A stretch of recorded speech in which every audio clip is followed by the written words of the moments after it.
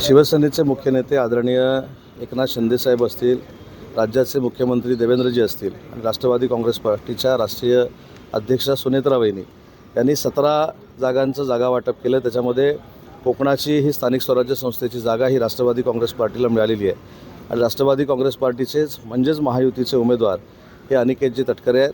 आज मी, नितेशजी राणे, स्वतः तटकरे साहेब, आदितीताई, आम्ही सगळेच लोकप्रतिनिधी या फॉर्म भरण्याच्या कार्यक्रमासाठी उपस्थित होतो। आमचा विजय महायुतीचा निश्चित आहे आणि महाराष्ट्रातल्या सगळ्यात जास्त मतानं ही महायुतीची जागा आम्ही जिंकू। तर एकीकडे ही स्थिती असताना महायुतीतच कुठेतरी बंडखोरी झालेली पाहायला मिळते, कारण तुमच्याच पक्षाचे आमदार महेंद्र दळवी यांच्या कन्येने देखील अपक्ष अर्ज भरलेला आहे। नाही, अर्ज भरलेला आहे, परंतु अर्ज मागं घेण्याची तारीख ही अजून 2-3 दिवस आहे। त्याच्यामुळे महायुतीमध्ये एकामेकाच्या समोर कोण उभे राहणार नाही त्याची दक्षता आम्ही नक्की घेऊ। महेंद्र दळवी साहेबांची देखील आम्ही चर्चा करून त्यांची समजूत काढू। त्यांच्याशी काही संपर्क झाला का? हे संपर्क आमचा सगळ्यांचा रोजच असतो, परंतु जो आता फॉर्म भरला गेलेला आहे अपक्ष म्हणून तो मागे घेण्याच्या दृष्टीनं आम्ही सगळे मिळून त्यांच्याशी चर्चा करू। वेळ पडल्यास माननीय शिंदेसाहेब देखील त्यांच्याशी बोलतील। समीर साहेब, याच प्रश्नावर ज्यावेळेला भास्कर जाधव काही वेळापूर्वी बोलले ते म्हणाले की वैरी एकत्र आले, त्याच्यामुळे आमचा विजय आहे की आम्हाला वोटिंगचे मिळणार आहे। आधी 5 तारखेला फॉर्म टिकतो काय बघू आणि 22 तारखेला रिझल्ट नंतर विजय आमचाच आहे। कदाचित 5 तारखेला देखील होऊ शकतो, 5 तारखेला नाही झाला तर 22 तारखेला होऊ शकतो।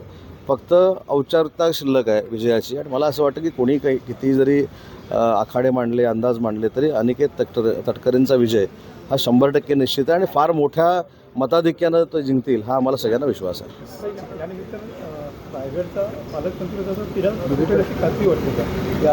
नाही, तिढा सुटण्यापेक्षा तिढा भविष्यामध्ये निर्माण होऊ नये यासाठी आम्ही सगळे पुढाकार घेणार आहोत। आधी ही निवडणूक होऊ दे आणि निवडणुकीनंतर जसा निवडणुकीचा रिझल्ट चांगला लागेल तसा महायुतीच्या प्रत्येक गोष्टीचा रिझल्ट चांगला लागलेला आपल्याला दिसेल।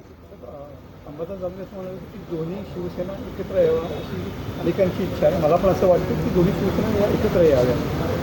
हे अंबादास दानवेंचं वैयक्तिक मत असू शकतं। वंदनीय बाळासाहेबांच्या विचारानं माननीय एकनाथ शिंदेसाहेबांच्या नेतृत्वाखाली आम्ही सगळे शिवसेनेमध्ये काम करतो।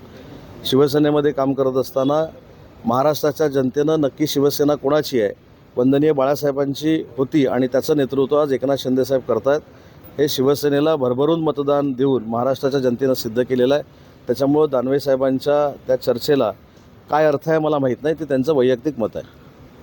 अर्ज भरण्याच्या अखेरच्या दिवशी शिंदेंना 17पैकी 4 जागांवरतीच समाधान वाटतं, बाकीची यादी गुलदस्त्यामध्ये आहे, काय सांगतात? हे कुठची यादी गुलस्त अर्ज भरण्याच्या शेवटच्या दिवशी अजूनही यादी डिक्लेअर नाही केलेली आहे। नाही, मला असं वाटतं की सगळी यादी फायनल झाली। ठाण्यामध्ये रवींद्र फाटक आहेत, परभणीमध्ये सईद खान आहेत, त्याच्यानंतर नाशिकमध्ये नरेंद्र दराडे आहेत आणि यवतमाळमध्ये चतुर्वेदी आहेत, दुष्यंत चतुर्वेदी आहेत। ऐनवेळी त्यांना फॉर्म देण्यात आले। अरे, ऐनवेळी देण्यात आला की न देण्यात आला हा शेवटी पक्षाचा भाग आहे ना। आम्ही कधी फॉर्म द्यायचा ह्याची चिंता बाकीच्यांना असण्याची आवश्यकता नाही। फॉर्म भरायच्या अगोदर आम्ही उमेदवारी जाहीर केली हे महत्त्वाचं आहे।